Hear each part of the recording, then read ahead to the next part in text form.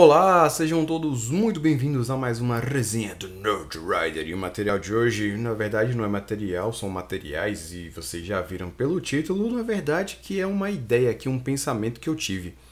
Eu tava, eu tava aqui de bobeira pensando sobre The Boys e sobre como a gente tem tido essa tendência de séries baseadas em quadrinhos, não é mesmo, né? Temos Preacher, temos The Boys. Temos, que mais, meu Deus? O próprio Riverdale, que a galera assiste, também é baseado em quadrinhos. Watchmen também é baseado em quadrinhos, né? Então eu acho que essa provavelmente vai ser a nova tendência. Temos alguns quadrinhos do Mark Miller que foram vendidos para a Netflix, que supostamente vão virar série. Isso já tem tempo que a gente aguarda essa conversa e até agora nada. Então eu pensei em fazer uma lista dos 5 quadrinhos que eu tenho aqui. Obviamente podem ter outros, mas eu estão guardados, eu não lembrei, enfim. Eu peguei os 5 que eu li recentemente, os 5 que estão na minha cabeça, e eu pensei aqui, beleza, quais são os 5 quadrinhos que poderiam dar séries de TV, né, ou séries em streaming? Não precisa necessariamente ser da Netflix, inclusive porque eu acho que nem todos eles combinam com a Netflix. Então eu selecionei aqui 5. Obviamente você é livre para deixar a sua lista aqui embaixo. Não só isso, como também para fazer o casting, caso você queira escalar, olha, tal personagem seria interessante de fazer de tal jeito, ou tal pessoa, tal ator ou tal atriz, fazer o personagem por aí vai, ou de repente mudar, enfim. Vocês são livres aí para vocês deixarem os seus comentários. Eu vou começar falando de The Wicked plus The Divine.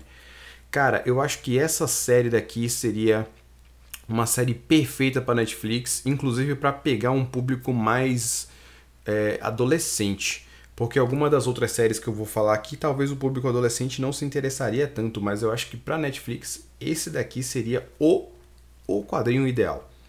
Porque ele trabalha muito com a contemporaneidade, trabalha de deuses que são ídolos pop. Então a gente sabe que a nossa faixa etária de admirar pessoas, de ter ídolos ou ídolos pop, alguma coisa do tipo, é geralmente quando a gente está na nossa adolescência, né? Não que depois você não possa, mas a gente sabe que a maioria das pessoas tem ídolos quando a gente é adolescente. A gente cresce, a gente meio que perde o encanto, enfim. Então, é a fase que eu acho que combinaria mais. Tem uma estética interessantíssima. Quer ver uma série que tem uma estética que poderia ser similar, né? Que eles poderiam copiar, eles poderiam se basear em Euforia, que também é uma série para adolescentes, sobre adolescentes, né? Focado bastante. Eu acho que o The Wicked plus The Divine pegaria essa galera, entende? Trata de temas que os adolescentes têm a ver, né? Eles podem se identificar, a questão da idolatria das pessoas, como é que funciona, ao mesmo tempo tem alguns elementos mágicos, não é bem mágicos, né? Porque a gente está tratando de deuses. Eu acho que essa então seria uma das grandes ideias para a Netflix adaptar. Ganhou prêmios, né? Vencedor do British Comic Award, etc. Então, de repente, com um elenco britânico, será? Acho que seria interessante. Para você que não sabe o que acontece em The Wicked plus The Divine, nós temos a cada 90 anos, mais ou menos, 12 deuses que reencarnam em corpos de jovens adultos. E aí essa galera que eles reencarnam, eles têm uma limitação. A partir do momento em que eles descobrem que eles são deuses, eles têm, se eu não me engano, acho que 3 anos de vida. Ah, tá aqui.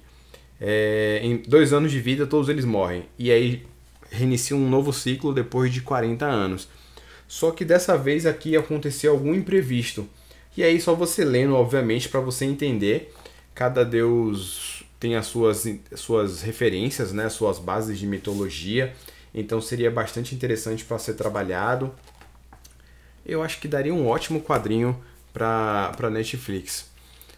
Porque a Netflix tem essa mistura de pegar alguma coisa mais adolescente, mas ao mesmo tempo eles têm séries que podem trabalhar com a questão do místico, do fantástico. Então The Wicked plus The Divine é a minha primeira série.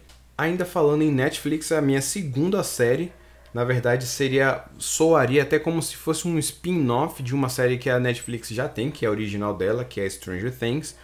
E a minha ideia, a minha segunda série seria Paper Girls, que é uma série também, como eu disse, parecida com Stranger Things. Você tem essa pegada de adolescentes, ou jovens, né, pré-adolescentes, encarando distúrbios, Como é que eu posso colocar isso daqui? É a famosa mistura. Eu já fiz um vídeo sobre esse quadrinho. Na verdade, todos que eu tô falando aqui eu já fiz resenha, então vocês podem procurar para saber um pouco mais da história em si. Por isso também que eu não tô me aprofundando. Mas basicamente é uma mistura de Stranger Things com De Volta para o Futuro. Essas garotas, que são as garotas da capa, elas acabam viajando no tempo. Não vou entrar em detalhes para não spoiler. Mas elas acabam viajando no tempo e, obviamente, arrumam altas confusões, por mais clichê e bizarro que isso seja, mas elas arrumam confusões. E aí você vai acompanhando a história delas para que elas consigam consertar todos os problemas que elas causaram e, eventualmente, voltar para o tempo delas, né? Então, é uma série muito bacana mesmo.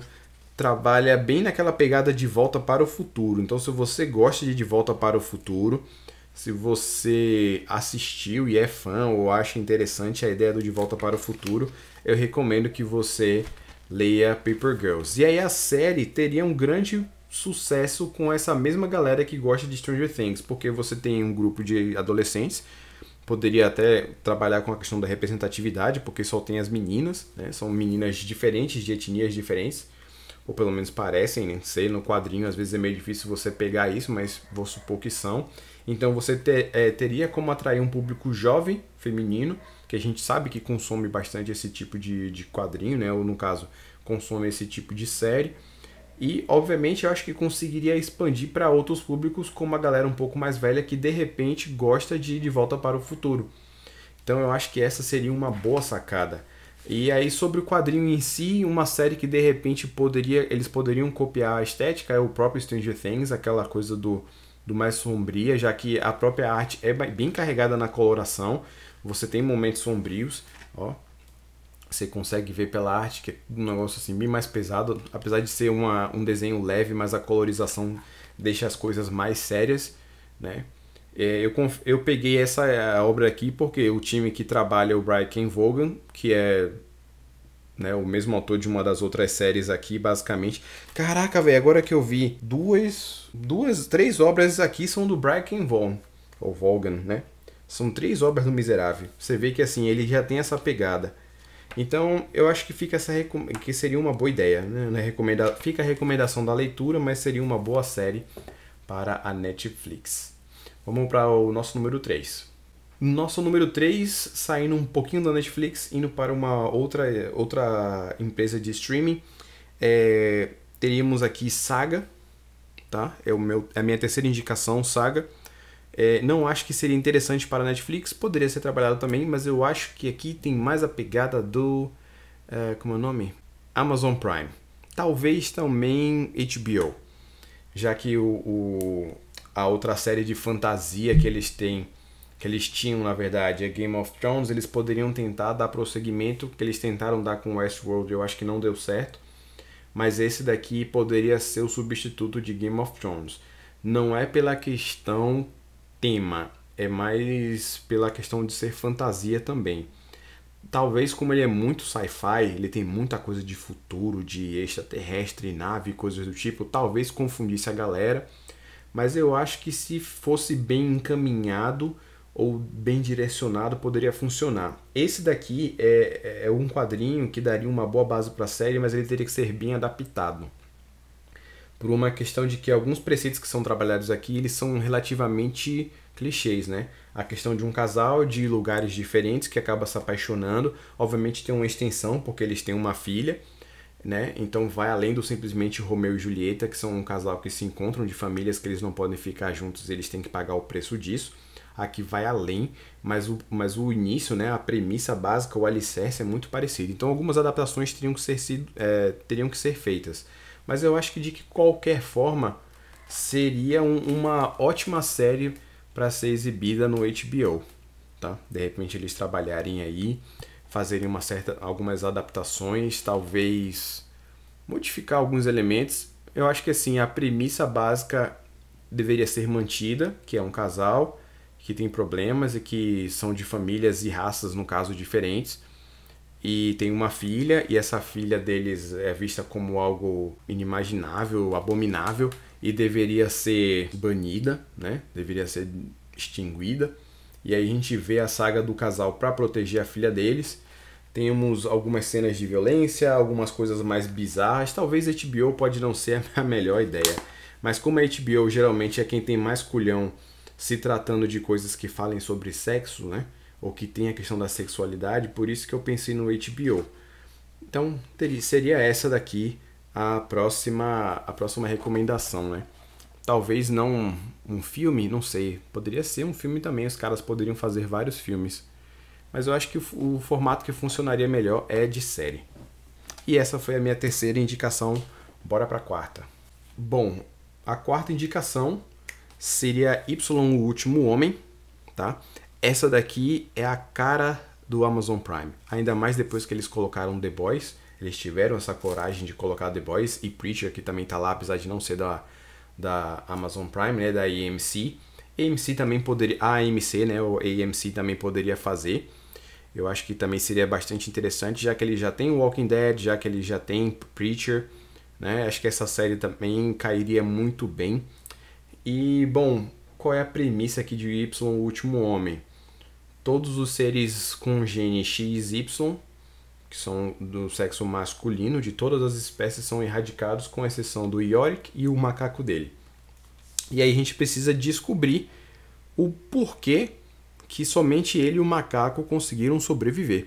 E a gente vai acompanhando a jornada dele para poder descobrir os perrengues todos. Então, como tem a questão da distopia, de futuro, de lidar com situações diferenciadas, de saber lidar também com os perrengues do mundo pós-apocalíptico, né? Não é bem apocalíptico, mas pós essa tragédia, pós essa hecatombe masculina, de como é que as mulheres desse mundo se comportam, quais foram as mudanças estruturais na sociedade. Então daria um bom pano para manga, com certeza refletiria e traria altas discussões para a galera que gosta de falar de séries.